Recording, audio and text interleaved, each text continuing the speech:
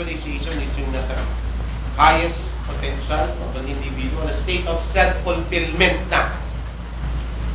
Self-fulfillment meaning you already reach your goal. You already reach the target and you already what? Sabi natin,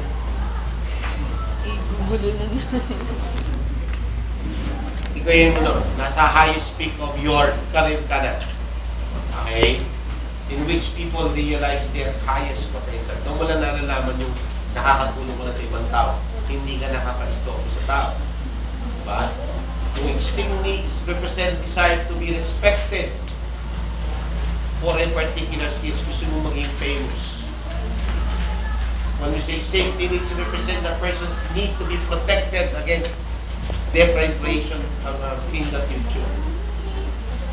Diba? And pag sinabi natin safety, physiological needs is pertains to water, food, air, warm, rest, clothing, shelter, and others. And circumstances that guarantee the immediate survival of physical comfort of the person. It's all about physiological needs.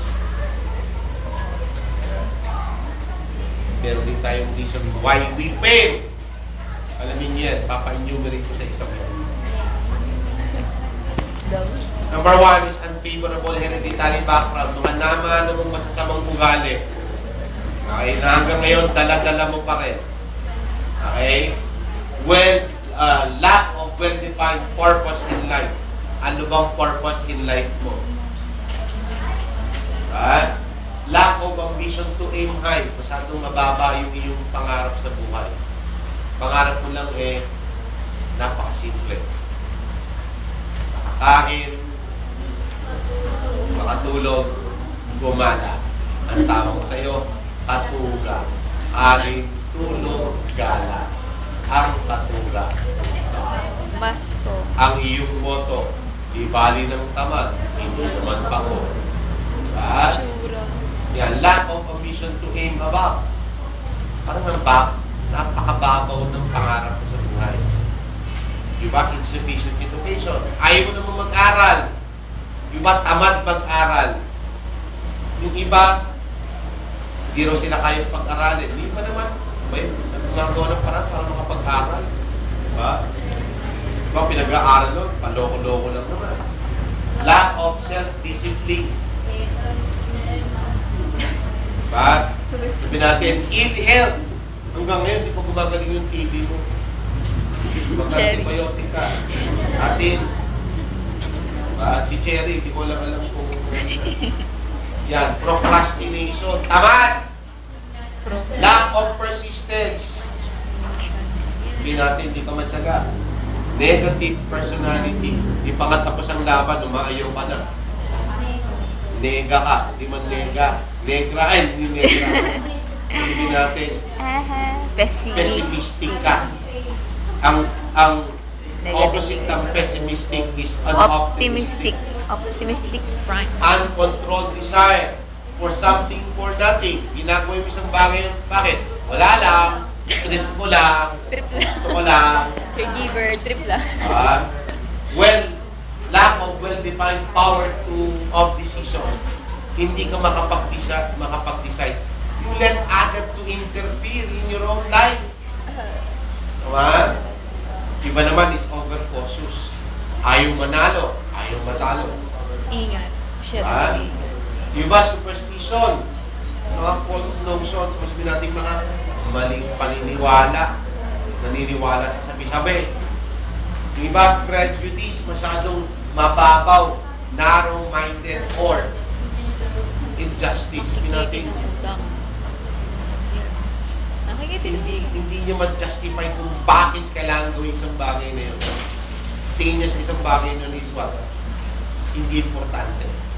Diba?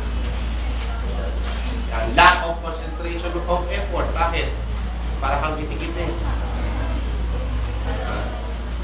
Hindi ka makapag-concentrate. Bakit? There is something wrong inside your mind that keep it busy. Hindi naman, hindi ka makapag-concentrate. Yung utak mo kasi maliliit. Kung di mo maliit, masyado marami bumabagabag sa utak mo. Exaggerate. Diba? O kaya unstable yung mind concept mo. Yan. Lack of enthusiasm. Parang ang laging lobat. Enthusiasm. Lagi mo nalaro. Para ka lang din si Mary. Kasi po, sir, sabi po ng nanay ko, parang ganun lang. Walang energy. Mag-vitamin C ka kasi. Alam mo bakit vitamin C? Sabi nga ng girlfriend ko, pag maraming vitamin C, mas happy. Enervon. Para happy. Sino yun? Si Casey yun. Casey Montero. Diba? Iba intolerance. Balik intolerant. Mababa yung pasensya. Diba? Ma-tolerate mo yung isang bagay na fail ka, pag nag-fail ka, bagsak na, ayaw na. Diba? Parang nung college, nung sumasabit ka na, nahihirapan ka na mag-aral, yung puyat ka na, yung talagang gusto mo nang mag-quit. Dumating sa iyo. Eman, dumating sa iyo. Kung sabihin mo mag-aaral ka, maghapot, magdamag ka na nag-aaral, tapos pagdating ng exam, bagsak pa rin! Parang sabihin mo, ayoko na. Meron lang taong nandun siya, friend. Ayan. Bisa umiiyak ka na eh. Diba? Naranasan ko yung umiiyak na ako. Grabe. Sabi ko, ayoko na. Hirap na ako. Lapit-lapit lang, nagpapasundo pa ako sa kuya ko. Totoo, sundin mo ako, bakit hindi na kaya pagod na ako. Sabi ng nanay ko, tigilan mo na yan, baka magbaliw ka dyan.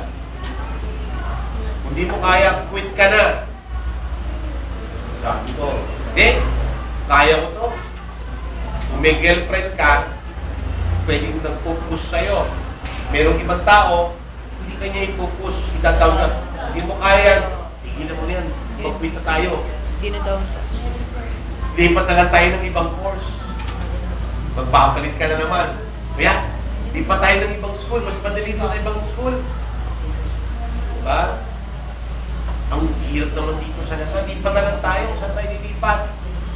Lipat tayo sa Perpetual. Lipat tayo sa Emilio Aguinaldo College. Lipat tayo sa ganung eskwela. Bakit? Madaling nursing doon. Dito sa Lasal, pinahihirap lang naman nila. Pinahihirap eh. Kung tutusin, pwede naman padalihin. Masyado naman sila mataas ang kanilang standard.